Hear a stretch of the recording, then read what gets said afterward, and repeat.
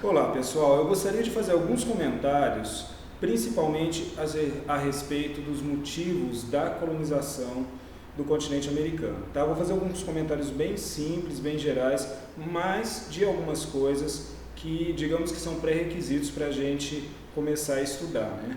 Então, pensando a história da América, de todo o continente americano, incluso aí até o Brasil, se a gente quiser, você tem uma história muito anterior à chegada dos europeus. Contudo, os nossos estudos sempre vão partir de parâmetros historiográficos que vêm da Europa, vêm de um pensamento científico de origem europeia. Então, mesmo quando falamos de maneira antropológica, arqueológica, nós estamos relacionando de alguma maneira a ciência moderna, racionalista, com todos os parâmetros que vieram da Europa. Por isso é importante a gente entender não só a história do nosso continente meramente, mas estabelecer que nós estamos diante de entendimentos e de uma perspectiva europeia a respeito do nosso continente, baseado em estudos sérios que mapeiam aí todos os processos ou aqueles processos específicos de que cada estudo se ocupa, né, dos povos e dos processos de colonização em todo o continente. Tá? Então, a gente não vai dizer uma grande verdade nem uma mentira, mas são pontos de vista históricos baseados nesses estudos. Bom, outra coisa fundamental é que eu falei então do que o ponto de vista é europeu. Bom, se é assim, a gente precisa considerar as relações entre a história da América e a história dos colonizadores europeus. Bom, para fazer isso, então, vamos pegar um pouquinho da história a partir da colonização da Espanha, então, a Espanha, depois a colonização espanhola. Desde o mundo antigo, o território que hoje a gente chama, que constitui a Espanha, ele foi ocupado e disputado pelos bascos, celtas, fenícios, cartagineses, romanos. Sem falar nos gregos também. Depois veio a ocupação dos povos bárbaros, com o fim do Império Romano, lá no século V, e dos mouros, no século VIII, que impuseram um domínio muçulmano durante cerca de 800 anos, 8 séculos, no sul do país. Desse modo, judeus, cristãos e muçulmanos viveram em diferentes partes da Espanha, uma Espanha fragmentada política e culturalmente.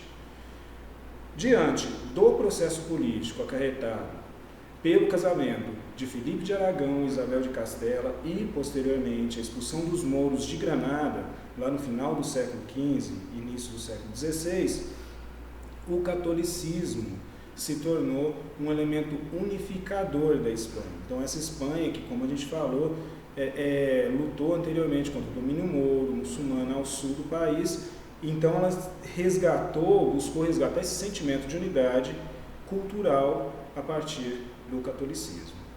O sentimento nacionalismo, então, em torno do catolicismo e a intolerância religiosa contra os não cristãos marcaram o período que estamos discutindo.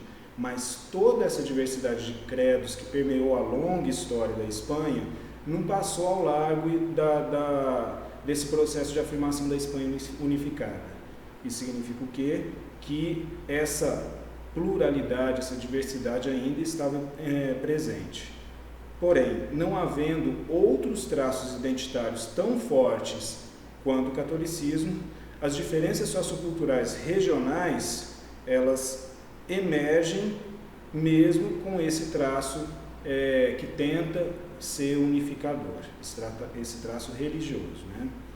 Portanto, o catolicismo sozinho não foi suficiente para estabelecer hegemonia cultural na Espanha no início do século XVI, de modo que a diversidade cultural prevaleceu a despeito de centralização do poder político e até mesmo da Inquisição. Bom, e eu falei para vocês que a gente vai falar da colonização. Então, o que isso tem a ver com a colonização? Essa diversidade cultural, ela também foi trazida, do nosso ponto de vista, do ponto de vista deles, levada para o Novo Mundo durante a colonização da América Espanhola. e somou-se às diferenças regionais do território colonizado. Os povos pré-colombianos, eles possuíam diferentes culturas, como vocês já estão estudando aí no material de vocês, e dominavam diferentes partes do território.